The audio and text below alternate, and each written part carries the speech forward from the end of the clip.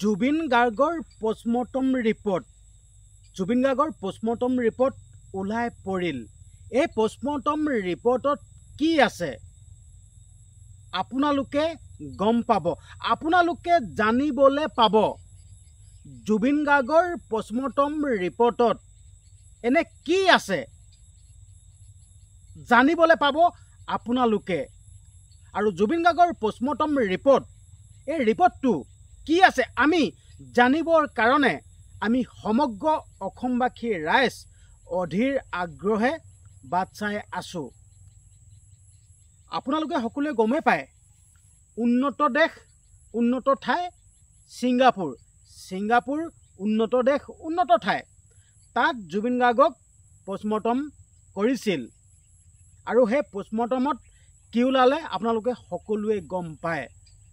তাৰ পাছত আমাৰ অসমলৈ লৈ অনা গ'ল জুবিন গাৰ্গক ৰাইজৰ দাবীত, দল সংগঠনৰ দাবীত দ্বিতীয়বাৰৰ বাবে পোষ্টমৰ্টম কৰিবৰ কাৰণে মাননীয় মুখ্যমন্ত্ৰী হিমন্ত বিশ্ব শৰ্মা ডাঙৰীয়াদেৱ মান্তি হ'ল। দল সংগঠনে দাবী কৰিল, ৰাইজে দাবী কৰিল আৰু ৰাইজৰ আৰু দল সংগঠনৰ কথাত দাবীত এই কথাটো একচেপ্ট কৰিল মাননীয় মুখ্যমন্ত্ৰী হিমন্ত বিশ্ব শৰ্মা ডাঙৰীয়াদেৱে। যেতিয়া সৎকাৰ কৰিছিল, যোনদিনাখন সৎকাৰ কৰিছিল জুবিন গাৰ্গক, তো সেইদিনাখন জুবিন গাৰ্গৰ পোষ্টমৰ্টম কৰা গৈছিল। তো এতিয়া কথা হ'ল পোষ্টমৰ্টম ৰিপৰ্টত, জুবিন গাৰ্গৰ পোষ্টমৰ্টম ৰিপৰ্টত কি আছে, কি ওলালে আপোনালোকে জানিবলৈ পাব। আচলতে এইসমূহ কথা এতিয়া অধীৰ আগ্ৰহে বাট চাই আছে, অসমবাসী ৰাইজে ৰখি আছে যেন কি ওলাব, এনে কি ওলাব পাৰে। আমি সকলো আঙুলি উঠাই আছোঁ। জুবিন গাৰ্গৰ মৃত্যুটো এয়া সাধাৰণ মৃত্যু নহয়।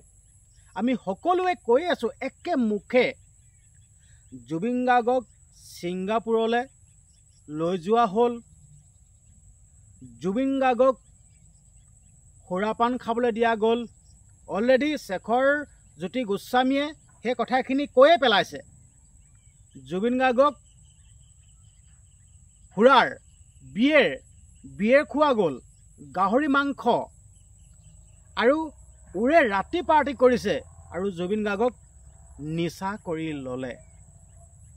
আৰু নিচা কৰি লৈ ইহঁতি ছিংগাপুৰৰ সাগৰৰ পানীত, সাগৰৰ বুকুত সাঁতুৰিবলৈ মেলি দিলে। তাতো জুবিন গাৰ্গে অমান্তি হৈছে, নেযাওঁ বুলি কৈছে। এজনে কৈছে হয় তাত যাওঁ ব'লক দাদা, আমি হয় তাত যাওঁ। এজনে কৈছে পাছফালৰ পৰা ঠেলি দিওঁ নেকি, এজনে কৈছে লাইফ জেকেটটো পিন্ধি ল'ব দিয়ক দাদাক, এনেকৈ কৈছে। তো ইহঁতি জানে নে নাজানে, শিশু হওক বা নিচা হৈ থকা মানুহ হওক, জুই আৰু পানীৰ কাষ চাপিব নিদিয়ে। এই কথাকেইটাত প্ৰমাণিত হৈ আছে যেন এইটো প্ৰি প্লেনিং, পৰিকল্পিতভাৱে সিহঁতি এখন নাটক ৰচনা কৰি সাগৰৰ বুকুত মেলি দিলেগৈ, যাতে সাগৰৰ বুকুত যদি মৃত্যু হয় নহয়, যাতে এইটো কোনোবাই প্ৰি প্লেনিং কৰি যেন মাৰিছে বুলি কথাটো গম নাপাওক, তেনেকুৱাকৈ সিহঁতি এখন নাটক ৰচনা কৰিলে। কিবা সিহঁতি খুৱাই দিছে যদিও, কিবা কৰিছে যদিও, পানীৰ তলত যদি মৃত্যু হয় নহয়, তেতিয়া পানীত পৰি মৃত্যু হ'ল বুলিও ওলাব। সিহঁতি এখন নাটক ৰচনা কৰিলে। আৰু শেখৰজ্যোতি গোস্বামীয়ে জুবিন দাৰ কথা অলৰেডি জানে, এটেক আহি থাকে, স্বাস্থ্যটো ভাল নহয়। আৰু সিদ্ধাৰ্থ শৰ্মা এইটো এটা নাম্বাৰ 1 কালপিত। এতিয়া খবৰত পাইছোঁ শেখৰজ্যোতি গোস্বামীক SITয়ে গ্ৰেপ্তাৰ কৰিল বুলি খবৰ আহি পৰিছে, খবৰটো পাইছোঁ। কিন্তু অকল শেখৰজ্যোতি গোস্বামীক গ্ৰেপ্তাৰ কৰিলেই নহ'ব, শ্যামকানু মহন্ত, সিদ্ধাৰ্থ শৰ্মা এইকেইটাক সাৰি যাবলৈ দিলে নহ'ব। আৰু প্ৰতিটো মুহূৰ্ততে আমি প্ৰতিবাদ কৰিয়ে আহিছোঁ।